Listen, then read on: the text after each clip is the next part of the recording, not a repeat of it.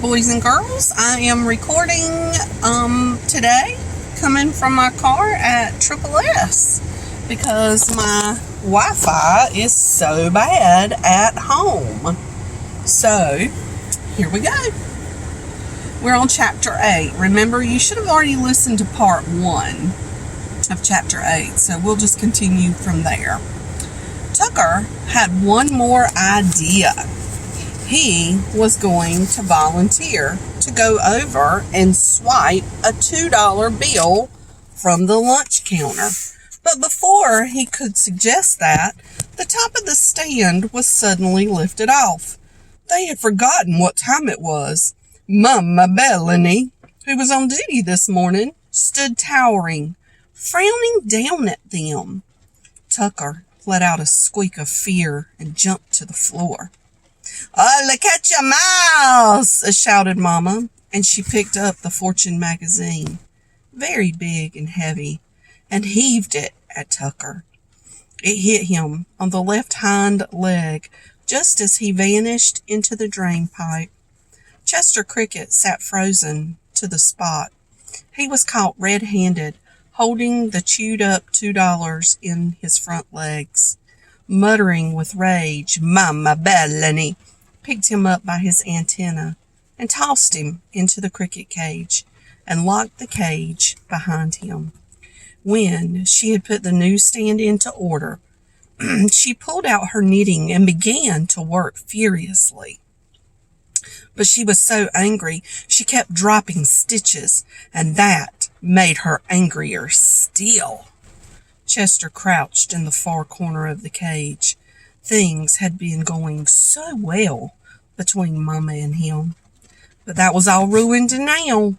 He half expected that she would pick him up, cage and all, and throw him onto the shuttle tracks.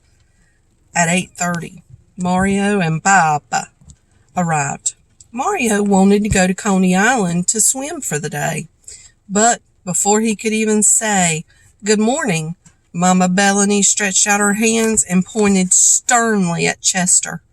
There he was, with the evidence beside him. A three-corner conversation began. Mama denounced Chester as a money-eater and said further that she suspected him of inviting mice and other unsavory characters into the newsstand at night. Papa said that he didn't think Chester had eaten the $2 on purpose, and what difference did it make if a mouse or two came in? Mama said he had to go, and Papa said that he could stay, but he'd have to be kept in the cage. And Mario knew that Chester, like all people who are used to freedom, would rather die than to live his life behind bars. Finally, it was decided that since the cricket was Mario's pet, the boy would have to replace the money. And when he had, Chester could come out again. But until then, he was in the cage. By working part-time delivering groceries, when he wasn't taking care of the newsstand, Mario thought that he could earn enough in a couple of weeks to get Chester out of jail. Of course, that would mean no swimming at Coney Island, and no movies, and nothing. But it was worth it.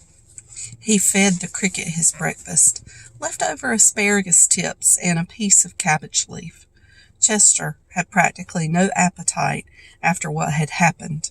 And then, when the cricket was finished, Mario said goodbye and told him not to worry, and went off to the grocery store to see about his job.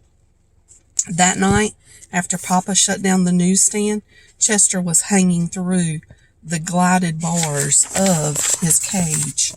Earlier in the evening, Mario had come by to feed him his supper, but then he had to leave right away to get in a few more hours of work. Most of the day, Chester had spent inventing hopping games to try to keep himself entertained. They didn't work, really. He was bored and lonely. The funny thing was that although he had been sleepy and had kept wishing it were night, now that it was, he couldn't fall asleep. Chester heard the soft padding of feet beneath him. Harry Cat sprang up and landed on the shelf, and in a moment Tucker Mouse followed him from the stool, groaning with pain. He was still limping in his left hind leg where the Fortune magazine had hit him.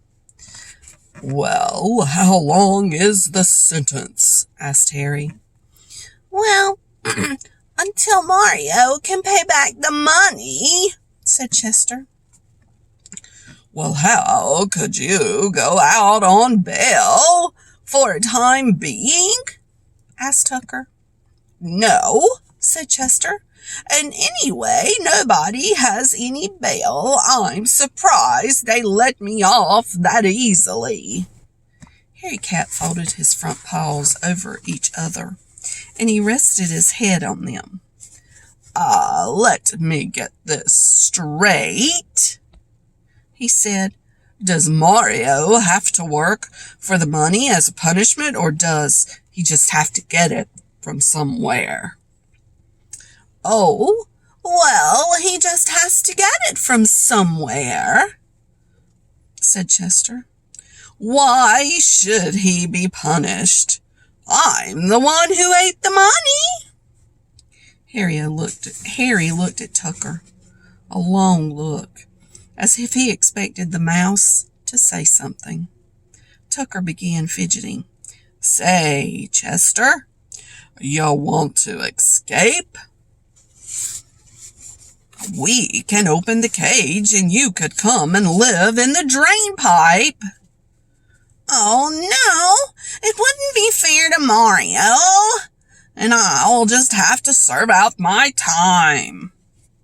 Harry looked at Tucker again and began tapping one of his paws.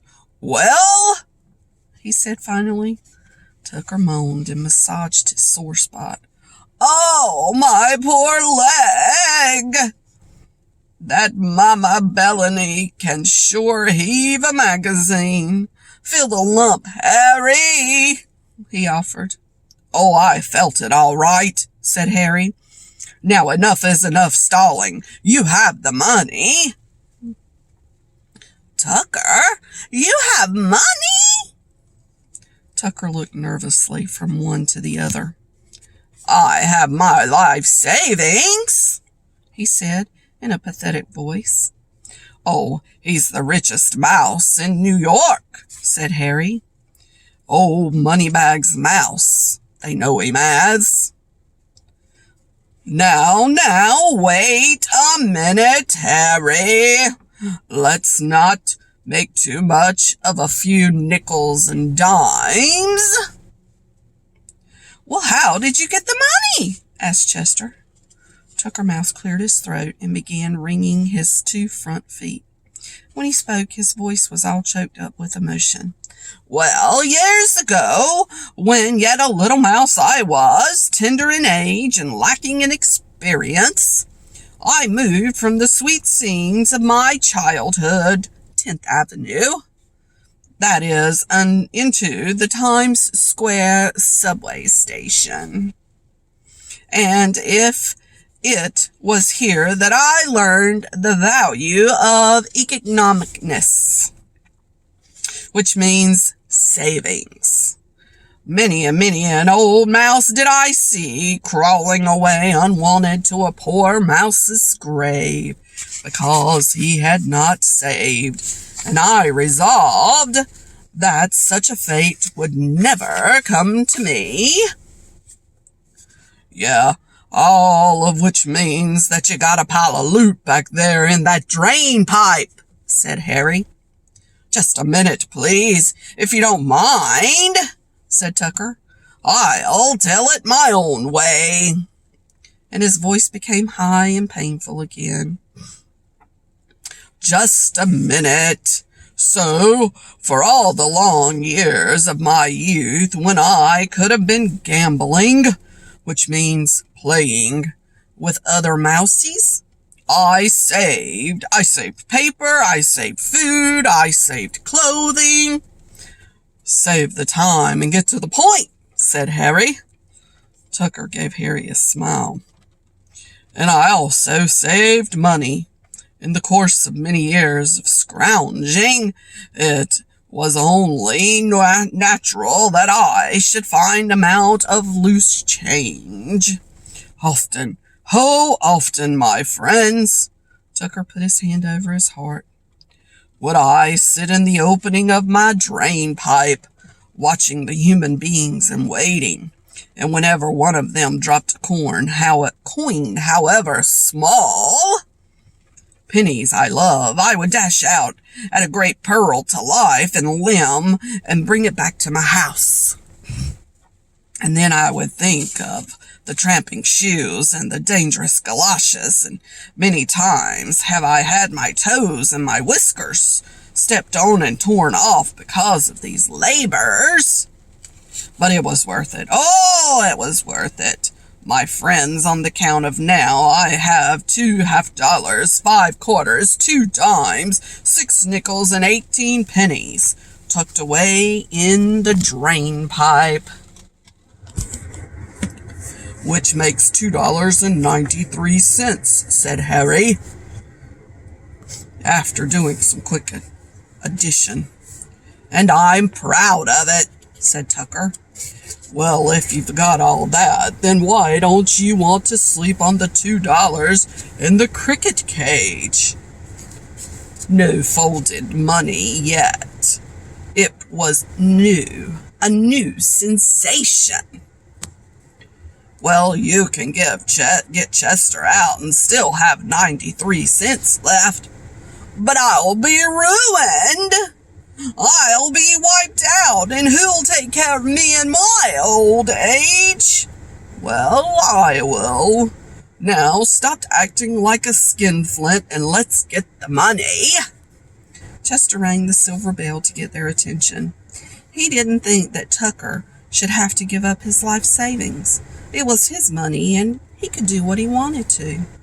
Tucker Mouse poked at Harry in the rib. Listen to the cricket, acting noble and making me look like a bum. Well, of course, I'll give the money. Whatever mice are spoken of, never let it be said that Tucker Mouse was stingy with his worldly goods. Besides, I could think of it as rent that I paid for sleeping in the cage. In order that Tucker could keep at least one of each of the coins, Harry Cat figured out that they should bring over 1 half-dollar, 4 quarters, 1 dime, 5 nickels, and 15 cents. And that would leave the mouse with a half a dollar, a quarter, a dime, a nickel, and 3 cents. Oh, it's not a bad beginning. I could make up that loss in maybe a year or so. The cat and the mouse had to make several trips back and forth between the drain pipe and the newsstand, carrying the money in their mouths. They passed the coins into the cage one by one, and Chester built them up into columns, starting with the half-dollar on the bottom and ending with the dime, which was the smallest on top. It was morning by the time they finished. They had just enough to share half a hot dog when Mama Bellany was due to open the stand. Mario came with her. He wanted to feed Chester early and then work all morning until he took over the newsstand at noon. When they lifted off the cover, Mama almost dropped her in. There was Chester sitting on top of a column of change, chirping merrily. Mama's first suspicion was the cricket had sneaked out and smuggled all the money from the cash register into the cage. But when she looked into the drawer, the money from the night before was still there. Mario had the idea that Papa might have left it as a surprise. Mama shook her head. She would certainly have known if he had had $2 to leave anybody. They asked Paul the conductor if he'd seen anyone around the newsstand, and he said no. The only thing that he had noticed was that the big cat who sometimes prowled through the station had seemed to be busier than usual last night. And of course, they knew that he couldn't have anything to do with replacing the money. But whoever left it, Mama Bellany was true to her word.